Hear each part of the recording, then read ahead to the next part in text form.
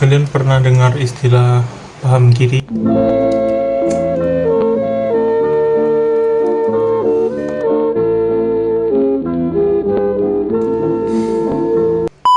Buat sebagian orang, kata ini langsung bikin merinding.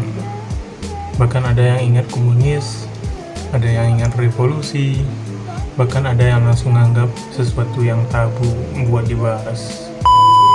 Tapi sebenarnya apa sih maksud dari paham kiri itu? Apakah semua yang disebut kiri itu sama? Dan kenapa sampai sekarang ideologi-ideologi kiri masih terus diperbincangkan, diperdebatkan, bahkan ditakuti? Hari ini kita akan membahas perjalanan panjang ideologi kiri, dari yang paling moderat sampai yang paling radikal. Jadi siapkan pikiran yang terbuka karena kita akan menelusuri berbagai aliran pemikiran yang pernah mengguncang dunia selama tahun berjalan. Yang pertama kita masuk ke sosialisme. Cerita kita dimulai dari sosialisme. Bayangkan sebuah masyarakat di mana semua orang punya akses adil terhadap pendidikan, kesehatan, dan pekerjaan. Tidak ada jurang kaya dan miskin yang terlalu dalam. Itulah impian sosialisme.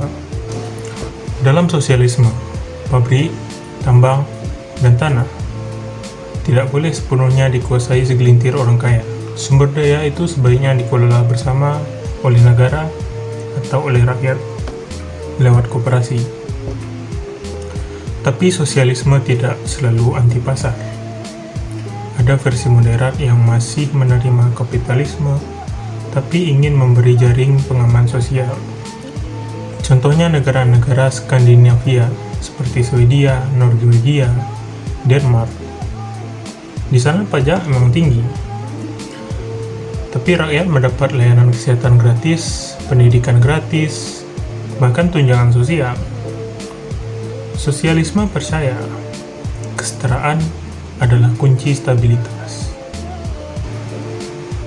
Dari sosialisme kita masuk ke aliran yang lebih keras, yaitu komunisme. Jika sosialisme masih menerima pasar dengan aturan, komunisme menolak total kapitalisme. Prinsip dasarnya, masyarakat tanpa kelas, tidak ada lagi jurang kaya dan miskin, tidak ada orang yang bilang, pabrik ini milik saya, atau tanah ini punya saya. Dalam komunisme, semuanya adalah milik bersama. Komunisme lahir dari gagasan Karl Marx dan Friedrich Engels. Menurut mereka, kapitalisme akan runtuh karena penuh kontradiksi, buruh dieksploitasi, sementara pemilik modal semakin kaya. Ujungnya apa? Yap, revolusi. Sejarah mencatat, komunisme pernah jadi kekuasaan besar. Contohnya Uni Soviet, Tiongkok, Kuba, Vietnam. Semuanya pernah berdiri dengan panji merah.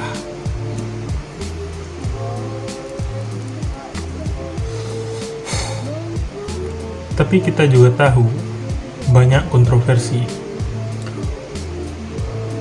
Otoritarian, represi politik, hingga kegagalan ekonomi di beberapa negara. Komunisme bagi sebagian orang adalah utopia, tapi bagi sebagian lainnya justru mimpi buruk.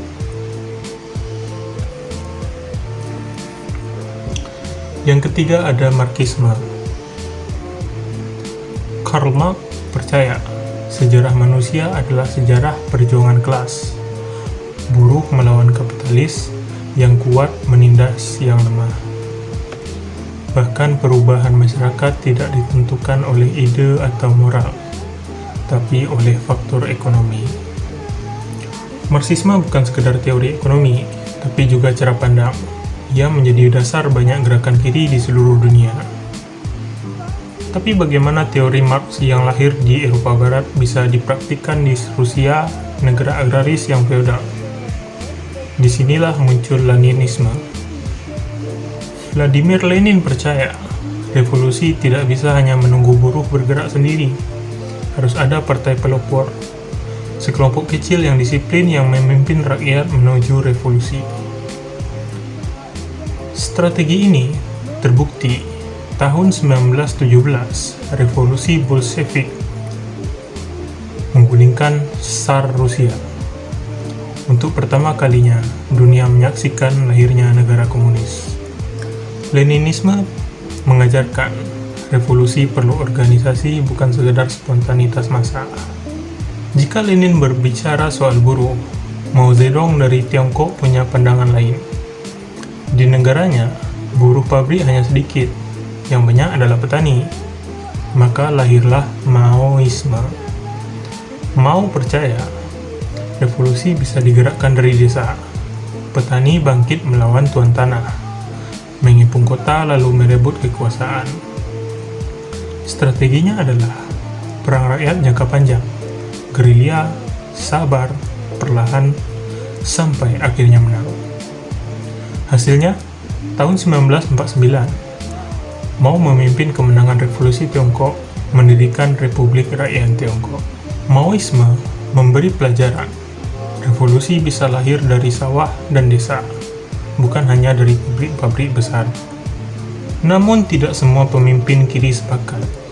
Leon Trotsky, sahabat sekaligus rival Lenin, punya ide lain.